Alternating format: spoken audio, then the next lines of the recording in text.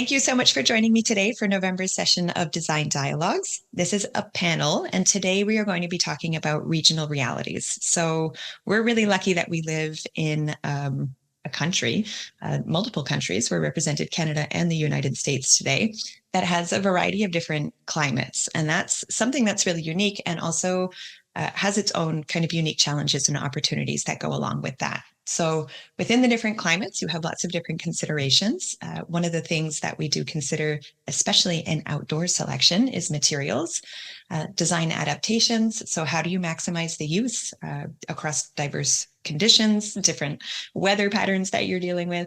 Long-term performance. This is obviously something that's really important to us at Urban Bonfire and Kalamazoo.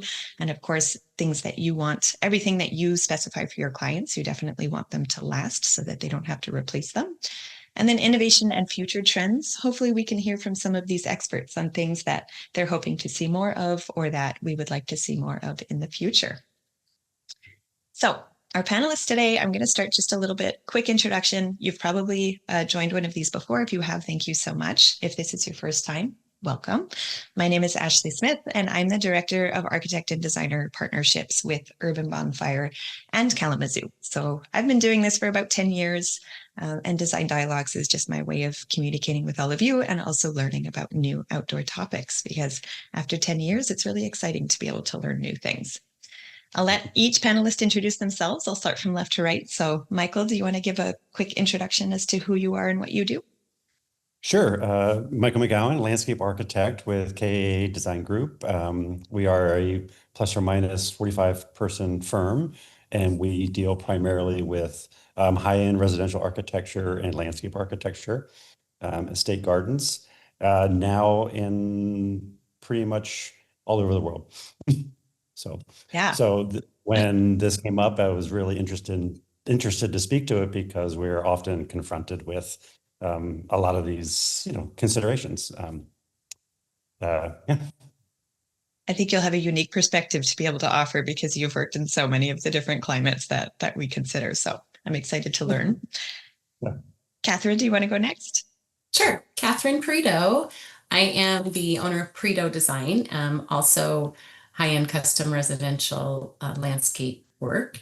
I'm based in Tucson, so mostly Tucson, Phoenix, desert Southwest, and a little bit of other things here and there for other clients that I work with and know. Smaller firm, it's me, and I have a few contractors doing CAD work and things like that, renderings. I also, one interesting aspect is that I also do interior design work. So I'll often do renovations that include both interior and exterior. So it's not incredibly common to have that with one team. So that I think provides me of a little bit of a interesting aspect of,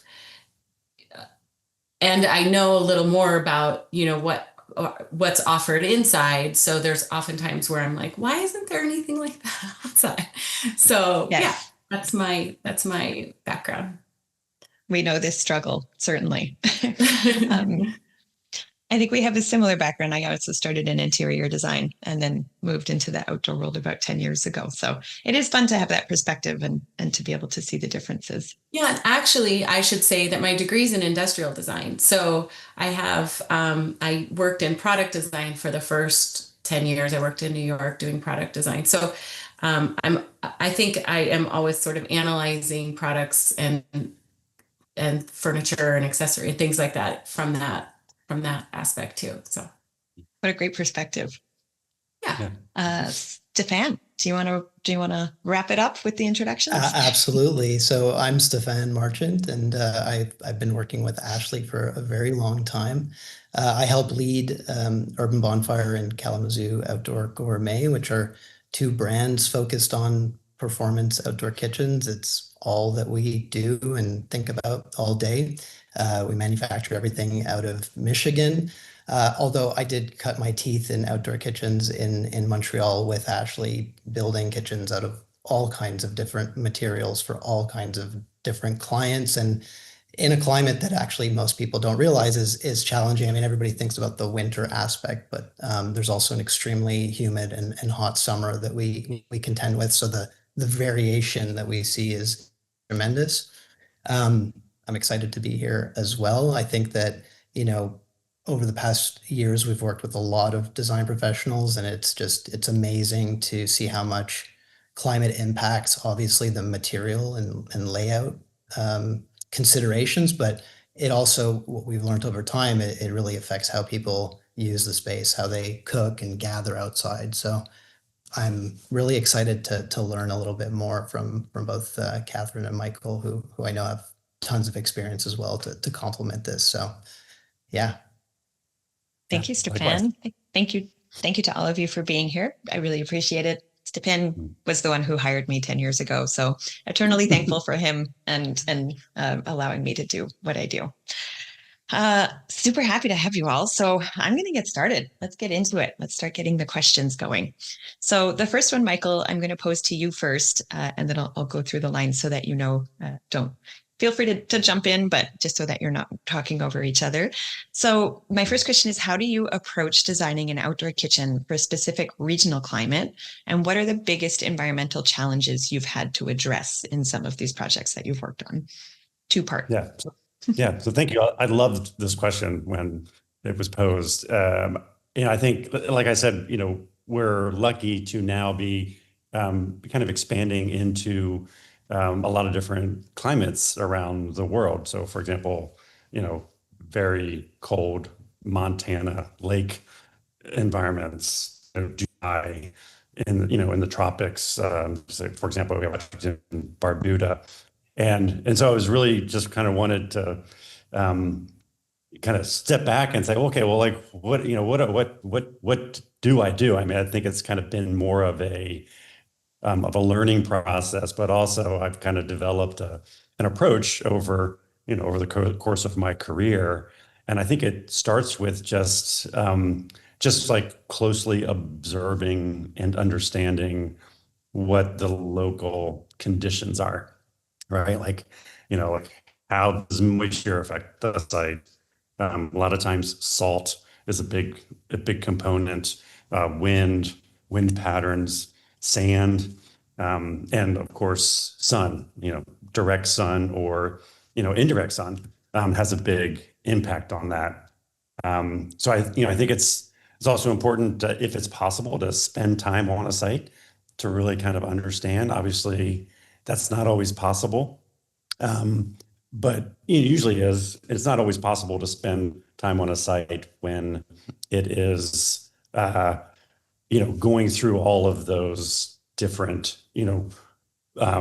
changes in those weather conditions. So, I think so.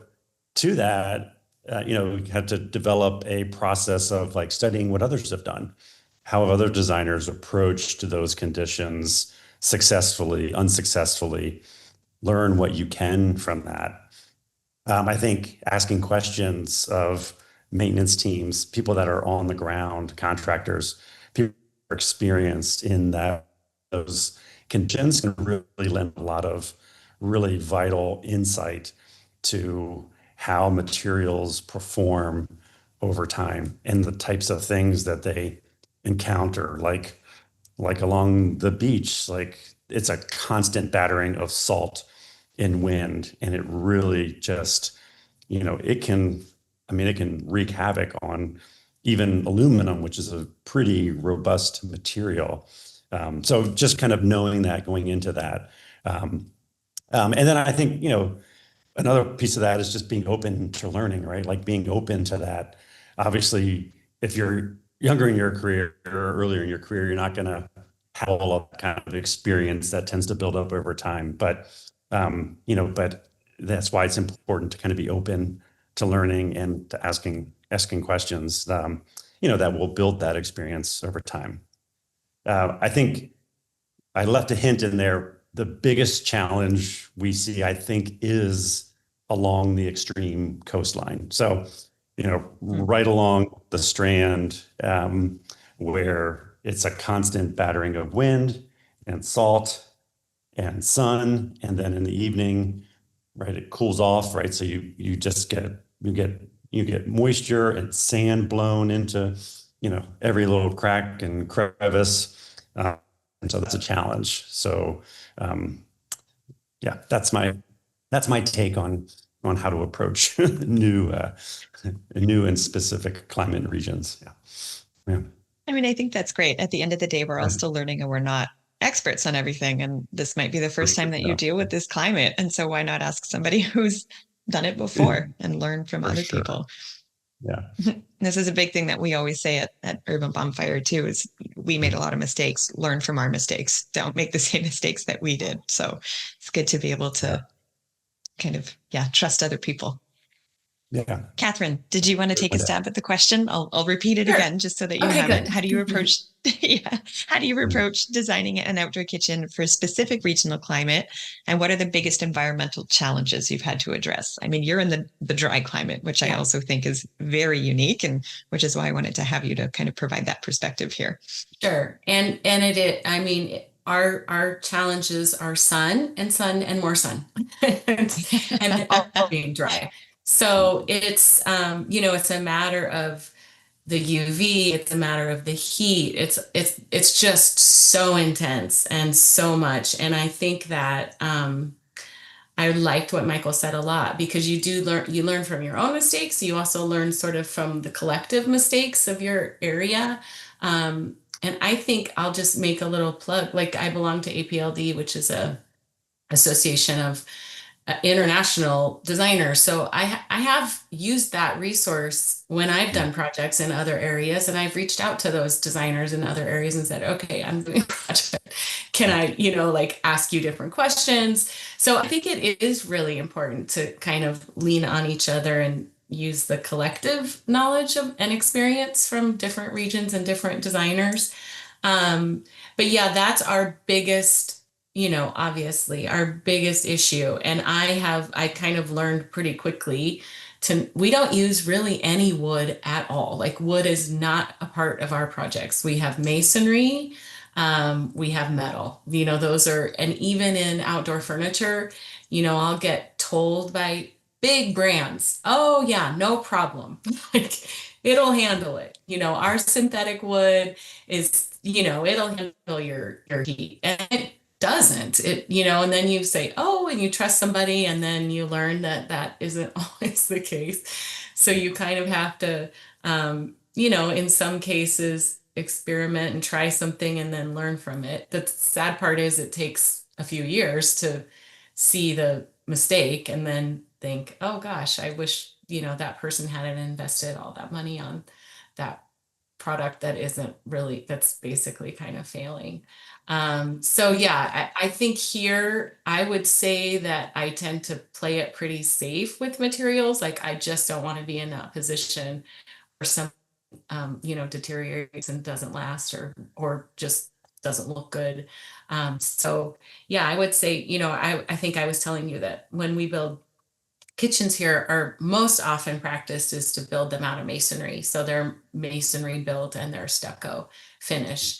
I think at this point, there's so many, new materials in cabinetry that I'm interested definitely in trying some of those things out. I think it gives a completely different look to an outdoor kitchen, which is always my goal, is for the exterior to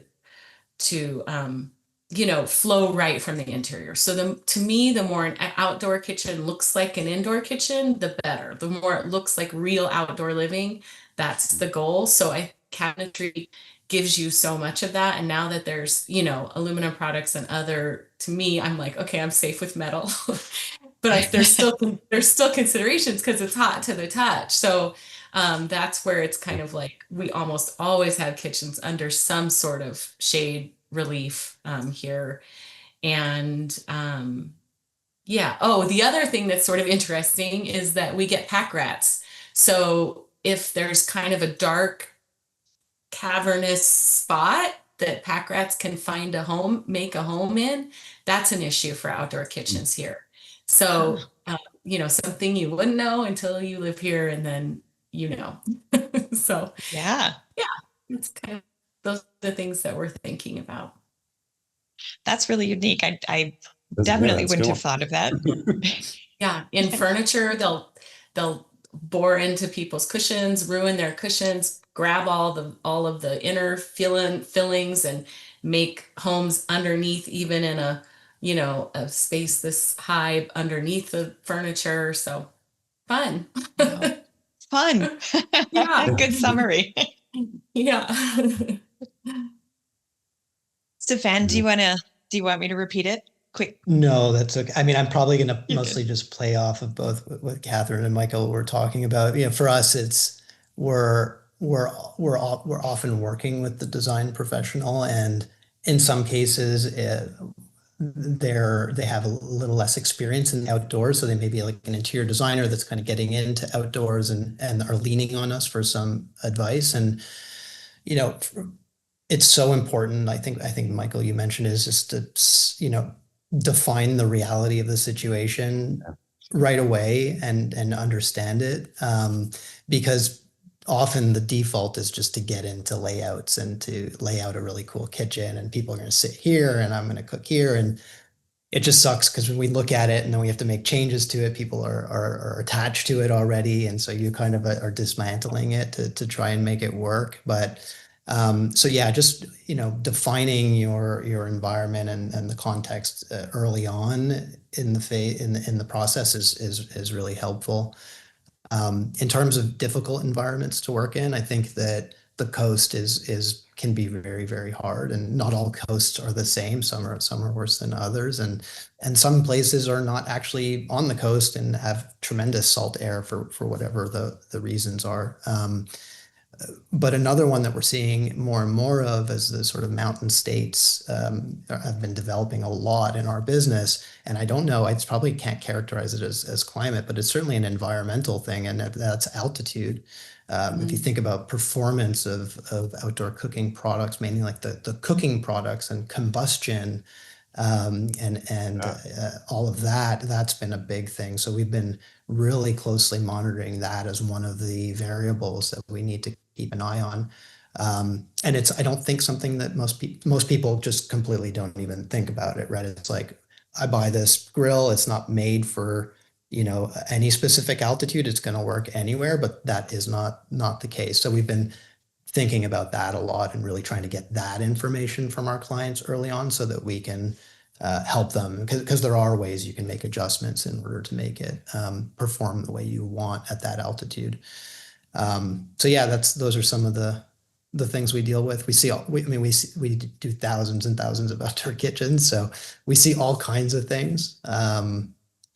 And yeah, it's a lot of fun. I mean, it always stays interesting. That's certainly true. And I don't like to use the negativity towards any of it. It's not, even challenges, I think, is a little bit negative. It's like everything's a puzzle. Everything's an opportunity to learn That's more exactly and right. to make a better product or to evolve from what we already know. And So usually, on that the note, changes are small ones, right? Like, and that's an important, and you're absolutely right, Ashley. Like sometimes it's just a question of figuring out the sun pattern, and maybe the fridge should be like 90 degrees, or it should be in this run versus that run, and that can change everything, right? So yeah, that you're absolutely right. It usually is a puzzle. It's never like a go, no go type of situation. It's just like slight modifications usually win the day. Yeah. Yeah. I mean, even like working in this industry, even wind, like something that you don't think of indoors, you don't have to deal with indoors, but has huge implications as to the functionality of an outdoor kitchen. So it's, these little differences that we're learning from as we go along. Kathryn, I know that you mentioned you do a lot of mason and different metals, but is there a specific material that you have found that has proven to be most reliable or most problematic? Probably sounds like wood might be the more problematic one. And when it goes to the conditions that you're working with. I was really excited because I had been doing some interior work and I was trying so hard to find a really appropriate countertop for outdoors. So when Decton came out, I was like, this is amazing. And I think it's been a little while, but I would say that is probably the thing that, I feel like is a go-to. It just has been such a great option for us. Before that, I feel like it was granite, and granite is kind of like, it just feels like it's had its moment. I still use it sometimes, and different leather finish of granite, that kind of thing, and the type of granite, I think makes a big difference as far as aesthetics. But I really love the Decton product and line, and I think there's so many different, finishes and aesthetics that are available that you don't get with natural stone. So I would. We had a similar. Sir. We had a similar experience when we were, when we started the business of Urban Bonfire. We were serving our local market, and the countertops we were using when we started, what was available to us was exactly that, the granite. And then we learned how the leather finish kind of helped with staining. So we did that. People loved like limestone and concrete. We did all of those things. But when Decton came to the market and we started using it, it really changed things for us a lot. And we have the benefit of projects that have been in Montreal kind of on this horizontal plane, taking on snow and all of these things for upwards of 10 years. And those kitchens are still there, and it's holding up. So that was a big one that changed the game. So much so that we've even developed a cabinetry now that we're using the material for the door. So that's a really exciting element as well. Yeah, that's great, because all those other things have issues. Concrete has major issues with. Oh yeah.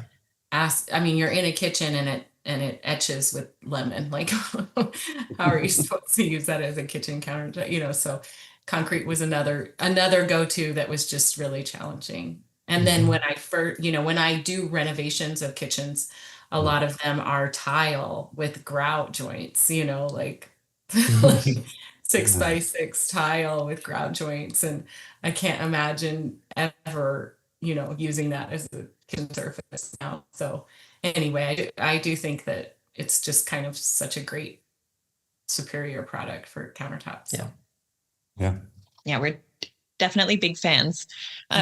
Stefan, you had mentioned Decton obviously as a material, but you are also the deciding factor as to why Urban Bonfire moved to aluminum. Do you want to talk a little bit about why we kind of made some of those changes and why we choose the materials that we do for some of our products? Yeah, there's conversation a bit. Yeah, I'll try to do like the brief version of it, because it our history in outdoor kitchens was not rooted in like we're going to design a product. It was rooted in like we started as contractors like in Montreal. So we were building kitchens out of aluminum frames, and then we clad them with stone. And Kathryn, you mentioned wood being the hardest. I second that. It was really hard to work with wood in Montreal. So, the expansion and contraction of it in a place like Montreal was crazy. So a lot of our decision on aluminum came because we were implementing the projects. So it being light so that we could get the cabinetry into all of the site accesses that we needed was a big part of it. So into an elevator, and walking the sort of plywood path to somebody's backyard around the excavators and all of that. So that was a big part of it. The ability to modify the cabinet on site with relatively basic tools in order to run plumbing and things like that was also a big consideration. And it takes paint really well. So we knew we wanted a product that would paint well, and aluminum does. And so all in all, for us, I felt like it brought all of those site-specific things. It didn't constrain us from a design standpoint, and we felt like it had a good like cost to value ratio for the price point we wanted to hit. So in short, that's how we landed on it. Where we've spent a lot of time is we've changed the type of aluminum we use, because not all aluminums are created equal. So now we really focus on using a 5 series aluminum, which is, it bends better, it resists galvanic corrosion better. So that's one area, is the actual type of aluminum alloy that we're using. And then the other element has been refining the powder coating, because powder coating is effectively your first layer of defense, and hopefully the aluminum's never even exposed to the elements, and the powder coating is doing most of the work. So we've spent a lot of time there, and the thing you learn with powder coating is the powder that comes out of the box is only one part of the equation. The bigger part of the equation is material preparation. So how you etch the material, the cleaning process before you apply the paint and bake it. So those are things where we've really spent a lot of time dialing it in, because that's the difference maker in a big way. And again, it goes to what we were saying before. It's small details, like just changing small things, even if you already have a great base, and it's just adding to the knowledge of what you already know and making those adjustments. Yeah. Yeah. And I'd be remiss to say that, aluminum was part of the equation. And with Kalamazoo, we work entirely with stainless steel. And there, you have something that is undeniably robust in any way you can think of. And we implement different grades of stainless steel for that product. So there, you're talking about a more elevated, offering. And then also the ability to serve some of those coastal regions with marine stainless, a 316 grade stainless, which is, undeniably one of the best materials you can have in those environments. So across our spectrum of companies, we've kind of got it all. It's like layers of resilience. Yeah.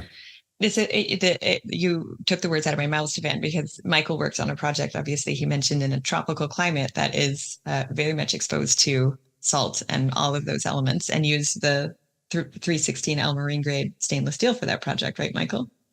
Yes. So what materials have you found to be most reliable in all of the different environments that you work in? And are there any that you stay away from? Am I allowed to say bronze? No. Why not? There's no wrong answer here.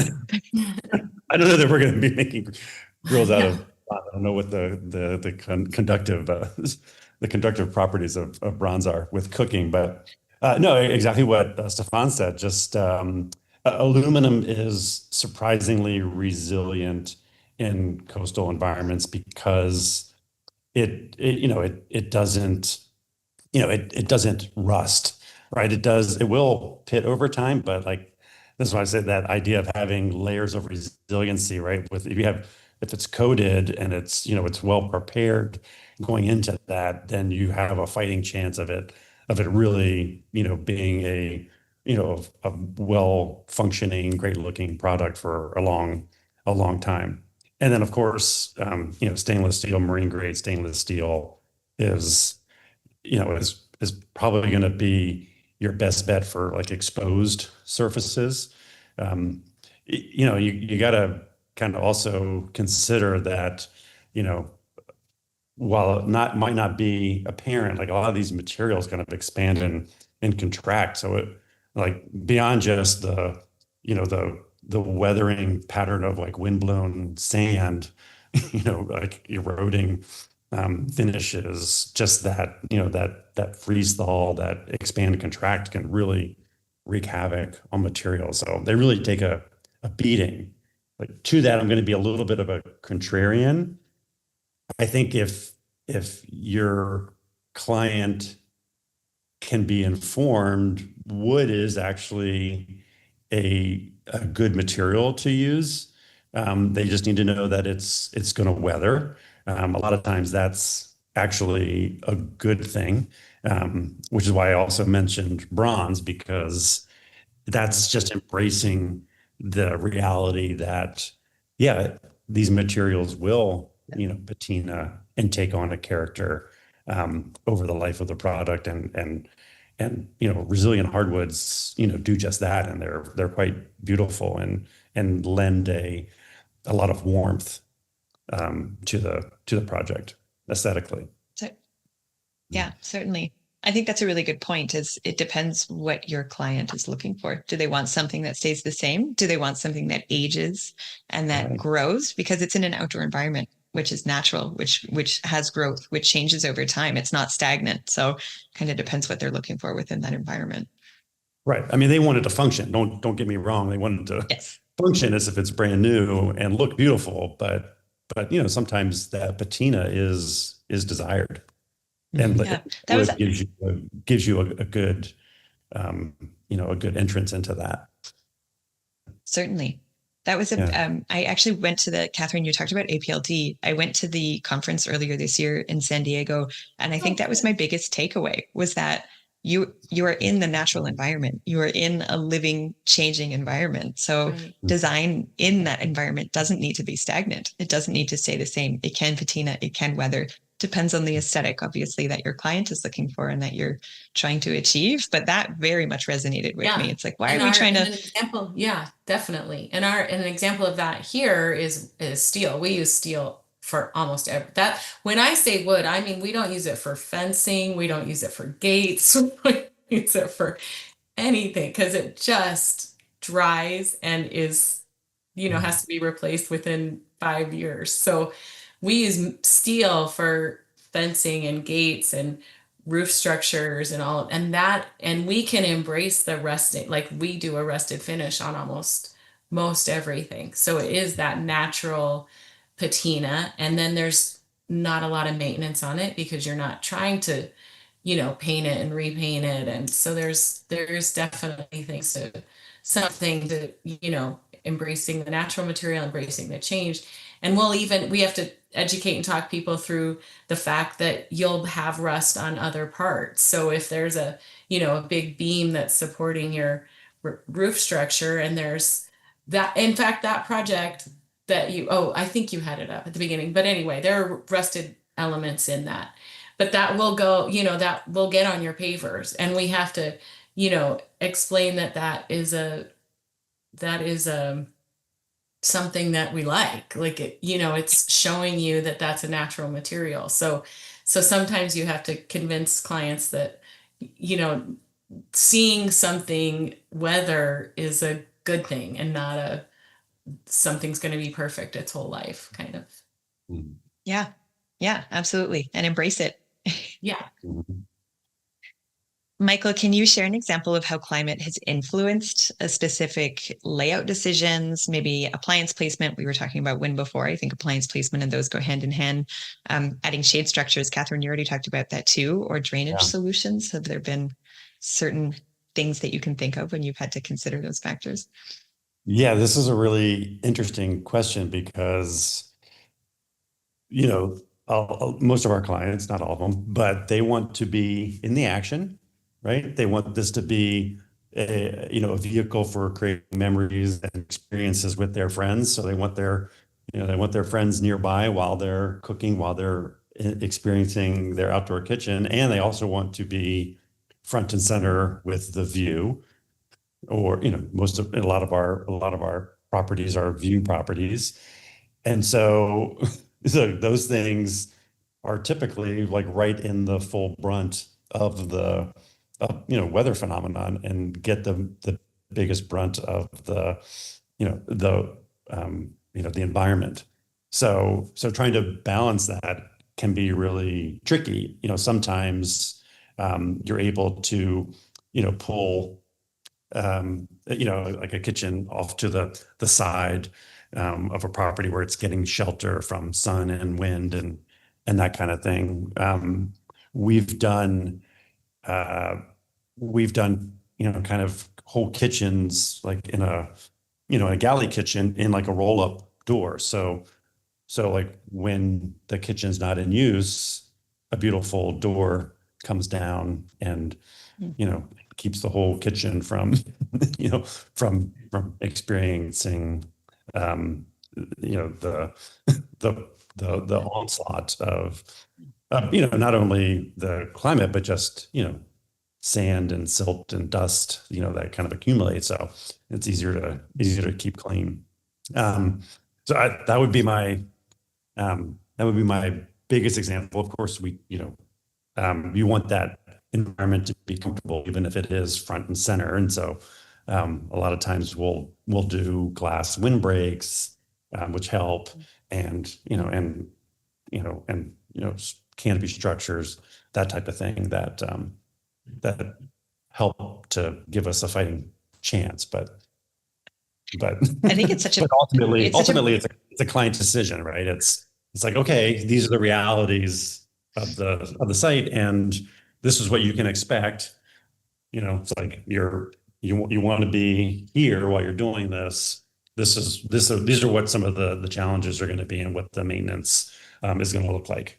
And that's a decision. And in my experience, a lot of times they decide to go with the experience and the and the view rather than worry about like if they need to replace something because it's just really taking a beating or something along those lines.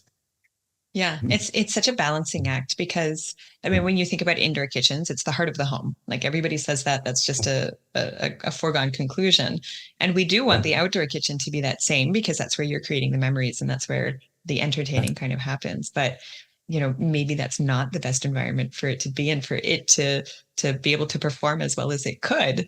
But you don't want to take away from the client's experience either. So this is why they're hiring you, right? It's to kind of find that balance. Yeah. And it is a balancing act, right? Yeah. Yeah.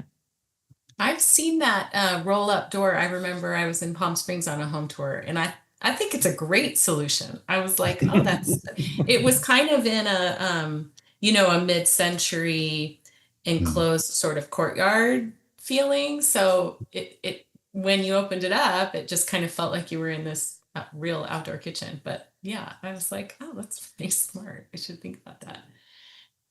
Yeah. Yeah, it's nice. It has ours has a hood, and so I mean, you feel like you're outside. I mean, technically, it's kind of undercover, and it's right. But it is. Yeah. I did get a question that came in. Kathryn, it's for you, and I wanted you to answer the question next anyway, so this works out very well. Do you use mild steel or Corten steel? They said forgive them if you've answered this, but I don't think you mentioned the exact type. I almost did, but we don't really have to use Corten here because my understanding is that Corten is rusted to a point so that it doesn't rust further. And because we're so dry here most of the time, we can just use cold rolled steel, and then we actually promote the rust. We have a spray that we spray on steel that kind of an acid vinegar or something, or let acid citrus kind of spray, and that helps promote it will rust, but it takes more time to get the weather and the wetness and stuff. But so we'll spray it on, and then sometimes we'll seal it and sometimes we don't. So yeah, that's kind of how it works here, but I know that's not how it works everywhere. Yeah, very unique climate. Are there any examples of how climate has influenced your design? I know, Kathryn, you said you basically always implement a shade structure, which I think makes so much sense because nobody wants to be out there when it's that hot and in the full sun.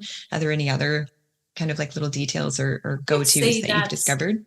It's the same answer as Michael. I mean, it's such an important part of the space that there's so many factors. So it does end up being, probably a little more about where am I, the views, where am I standing when I'm cooking? Am I, not looking into direct sun, but am I able to have people around me? So yeah, kind of the whole flow of the space, and it ends up being a big part of where that is located. I was thinking though, when you were talking, that it would be kind of interesting which I've never done, but it'd be kind of interesting if we were to separate the kind of cooking side of a kitchen and the little bit more of an entertaining side of a kitchen. So does it all have to be together? Can the sort of like a butler's pantry kind of concept, like can we separate the parts that, aren't always the most beautiful to look at either, and kind of create a cooking space that makes more sense in a place that might be more protected, and it maybe in a place that isn't so visible, and then more of a kind of, I do a lot, or have done, kind of serving spaces. So, big, just high top tables, things that kind of are a place to gather and stand with a drink, or, serve a big thing that isn't really a kitchen. So it's kind of interesting to think about the different functions that a kitchen has, and do they all kind of have to be in one spot? I don't know. we've started to see that a little bit in some designs. We have an example on our website that there's a small little L kitchen, which is where everything is cooked. And then next to the dining room table is where the refrigeration and the majority of the storage is, because they're using all of that to set the table. They want people to be able to get drinks on their own and get glasses on their own and not interfere with the cook. So we are starting to see that separation a little bit. Yeah, that's like another consideration, right? Is a lot of times, like, our clientele isn't necessarily doing the cooking, but they hired a chef to come in and do a performance where, everybody gets to be around and, be part of the action. And, so of course there's design considerations that go along with that as well. Yeah, definitely. Yeah, I think with everything that we say, we always say also, it depends on the client. Because I've said this every time I think I've done one of these. I think the best design is the one that's the best for your client at the end of the day. So that's, always We the can't most just say that for every question, though, Ashley. We can't just... It's just a given. We all know. Yeah. So maintenance, I do want to talk a little bit about maintenance, because I think in outdoor realities, this is, just something that we do have to deal with. Are there any strategies that we recommend, Stefan? I know that we have a whole care and maintenance kind of guide and everything. What strategies do you recommend to ensuring long-term maintenance and to minimize, or long-term performance, and minimizing maintenance demands in harsh and variable climates? You want to go first? Sure. I mean, the maintenance piece, by the way, is, in my opinion, it's everything. It makes such a big difference in all of these environments that we've been talking about. And the good news is the preventative maintenance doesn't need to be a big lift. It just needs to be on the radar, right? We need to just have a conversation with the property manager and make sure they understand how to do it right. And if they do know how to do that and they do it consistently, it really doesn't need to be a big lift. So in terms of like aluminum, powder coated aluminum, or even stainless steel, it's not much more than just rinsing it down. Like, it's the same care as a boat, right? So if you had your boat in the port and you just left it there, even though it's a very well-built thing, people, clean their boats often and they rinse them down and they get that salt buildup or sand buildup or mix of all of those things build up just off the surface. That's a huge part of it. So just making sure property management teams understand how to do it, don't overdo it to the point where they're removing some of the protective stuff that is on a finish, whether it's a living finish or like a powder coated finish, because that is counterproductive. Or like, if they came in and started scrubbing off, the rust on a Corten steel, it would be like, no, don't do that, please.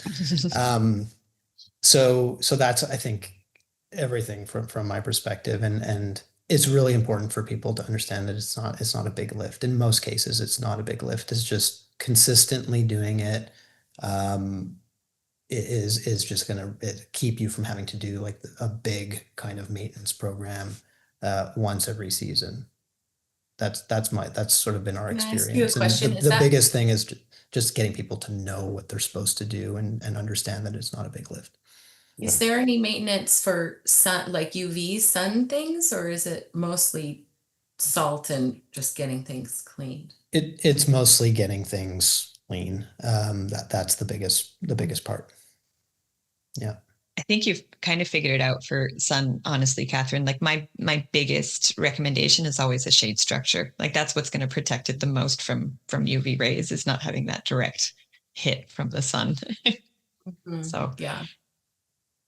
Michael, I saw you nodding along. Did you want to? I would just add just like the word regular maintenance to that, right? Because obviously we're not in a situation where you can leave it in the fall and then come back to it in the spring and expect it to be cleaned and ready to use, right? I mean, they're basically, it's a full-on kitchen system, right? It needs to be not only winterized if you're in that type of climate, but it just needs to get regular maintenance to keep things from building up, like even like human oil from skin, right? Like, I mean, if those build up, they can cause differential weathering of stuff that may or may not be unsightly as to patina, but if you're not maintaining something regularly, you're just opening yourself up to those kind of Do people ever cover their kitchens? Like I know there's covers for grills and things like that. Is there such a thing for cabinetry? They do, and it's something that really depends where you are. So for us, the recommendation is always to cover your appliances when they're not in use. The kitchen itself doesn't need to be covered, and often for us philosophically, if you have an outdoor kitchen, it should be something that you should be able to go out and use easily without having to go through a whole like process, right? So for us, people having it as something that's readily available on a Monday night to cook a few chicken breasts with the family, that's ideal. That's kind of our vision for an outdoor kitchen. But in climates where they're basically closing down the kitchen for the winter, it makes a lot of sense to do it then.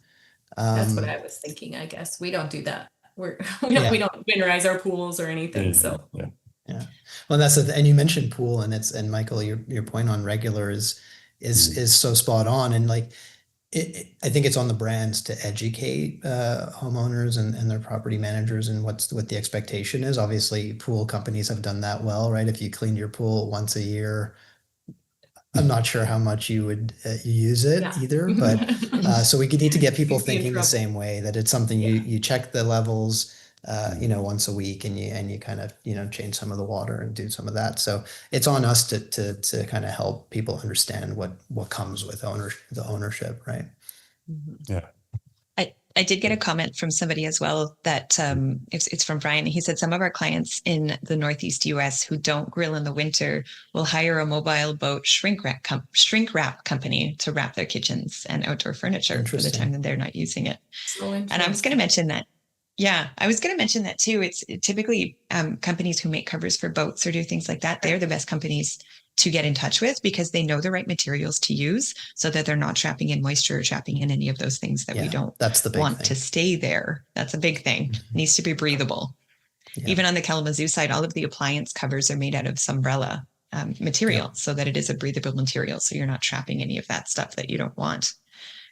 Yeah. I did get another question that came in. When closing down for the winter, do you use WD-40 or similar oil for metal surfaces? I'll put this one to you, Stefan, because I think you're the only one in a winter climate. You can. It's not going to do any harm. So certainly, again, it depends what kind of metal it is. If it is a 304 stainless or greater, you probably don't need to, and you may end up a little bit more of a mess than you want. But I don't see it doing any harm. Yeah. Can I ask you a question? Potentially stain other surfaces? Yes. Yeah, it could, and that's what I mean by it could, create issues in other areas. It shouldn't, in theory, WD-40 in particular, but there's so many different types of greases and things out there that could potentially have a negative effect on finish, for sure. So yeah, always test in a small area before using it. I guess that's the, I was curious what the warranty is on the cabinetry and of different materials or different products. We run a 10-year warranty on it, and so and that all information we can share, and it's readily available on our website. We are running a little bit short on time, so I'm going to ask you for the last question, because I do think it's important to talk about emerging technologies, materials, design practices that you're excited about. If you could maybe put it into one sentence so that we leave a little bit of time for questions at the end. Kathryn, I'll pose it to you first. Gosh, I'm not sure I have something in mind. I just can't. I don't know. I'm blanking. Do you have something? That's okay. Michael, that you feel like is something new and exciting? Michael, that was to you. Yeah. She's lobbing it off. Sorry, I missed that. I missed that handoff. Sorry, Kathryn. I would say the most exciting thing in the last 5 years has been the move to really embrace the idea that your outdoor kitchen can have every bit of elegance and aesthetic attention as an indoor kitchen. And that to me is really because it's no longer like a barrier aesthetically to bring it out front and center where people want to live their lives and create memories. And so it makes it a lot easier to design, period. Right. And then all the coordinating options and availability of products that haven't been out there in the past. It's amazing now. All the different appliances, all the different, Yeah. cabinetry finishes and countertops. So yeah, you really can do that. That's and resilient. I mean, to our conversation today, right. With the resilience of being able to withstand the rigors of different climates that might seem mostly mild, but aren't always Right. as mild, Right. 24/7 as as prime use times. Yeah. They all have their own quirks, we'll say, and certain considerations. Stefan, is there anything that you've seen in your research out into the world? It's a great question. I think I'm going to tie it back to my opening thing, which was the context. The context of the project is everything. One of the technologies we've built in-house actually for Kalamazoo consultations is a in-house app that pulls a variety of data for our customers' installation address. And we're basically pulling in 4 pieces of data for our sales consultants to use in guiding the sale. One is a corrosion index, so it gives a sense of how much salt spray is in the air at that location on average. We also pull in a climate index, so it gives our team a sense of like, is this a monsoon area? Is it an arid area? Is it semi-arid? Like those kinds of things, so they can advise on some of that. It also brings in our best estimate of what the prevailing wind is. And again, that's usually something we look at with the local architect. It gives us a starting point for discussion. And the last thing is it pulls in the altitude. So, we're often trying to determine the context with the client. We're often involved early on with design professionals trying to figure out how do we carve this space out.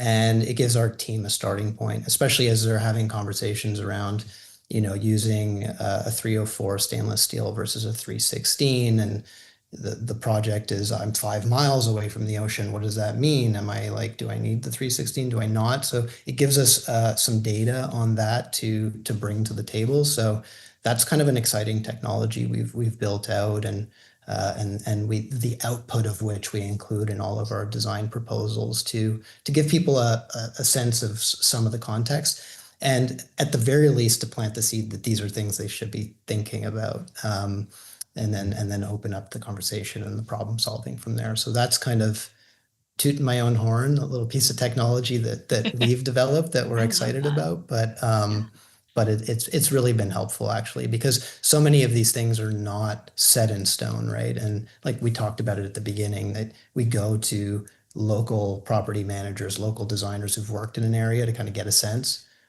It's nice to bring some numbers into that as well for everybody to have available in the decision-making process. Certainly.